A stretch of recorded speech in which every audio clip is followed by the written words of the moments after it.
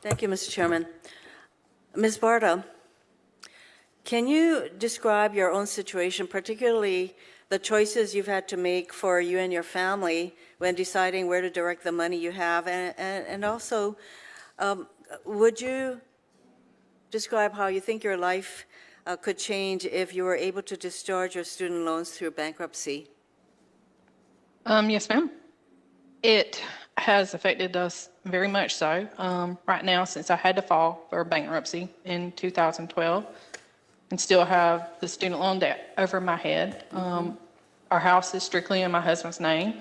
Vehicles are strictly in my husband's name. My student loans are in forbearance right now. Well, for the pandemic, they're stopped. But if I had to pay those, there's no way I could pay $1,000 a month back in raising 2 kids. If I had been able to file bankruptcy, then we could have got a better house because I would have been able, after 10 years to put my name on the house also, be able to get a vehicle in my own name. But instead, I have to rely on my husband's credit for all that. So, Ms. Barter, you're describing a situation in which this loan is a continual burden that colors a lot of your Yes, ma'am. what is happening with your family. Yes, ma'am. Very much so. So, Ms. Gonzalez, you deal with people who are in the kind of situation that Ms. Barta is in. How would the lives of the people that you work with, how would their lives change if they could discharge their loans? Their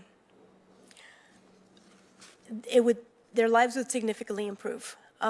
We would probably have people who would be more able to afford even, the tiniest room in the tiniest house so that they have their own place to live as opposed to burdening their friends and families with couch surfing or living with someone else.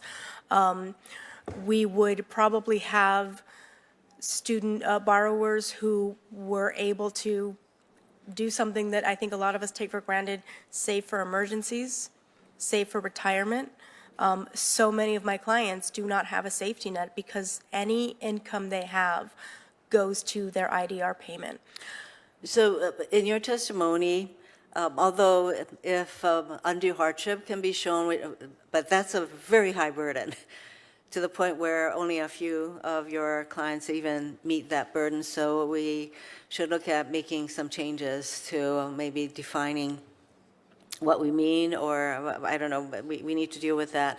So, Mr. Rowell, I note that for-profit colleges enroll only 9% of students, but account for 30% of all student loan defaults, and you have gone after these institutions, many of whom just file for bankruptcy, and they totally escape all responsibility. I'm wondering whether there can be a criminal statute that applies to this kind of behavior. Well, legislatures can propose all sorts of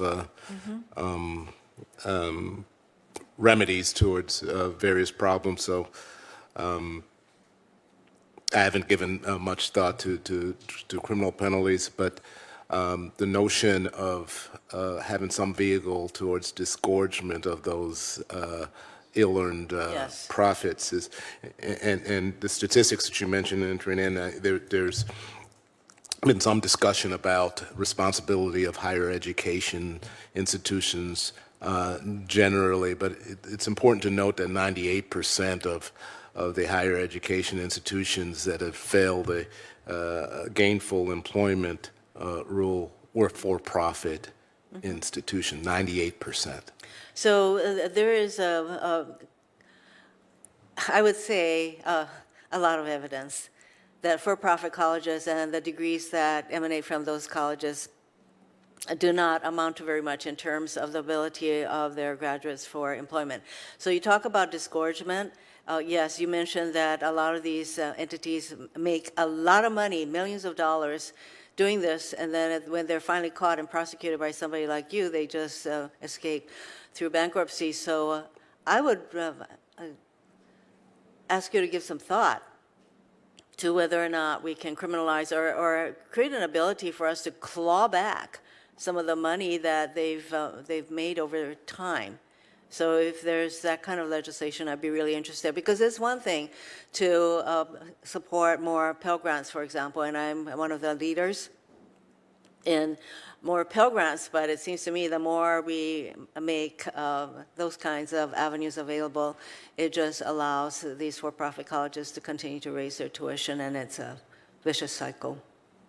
Thank you. Thanks, Senator Hirono.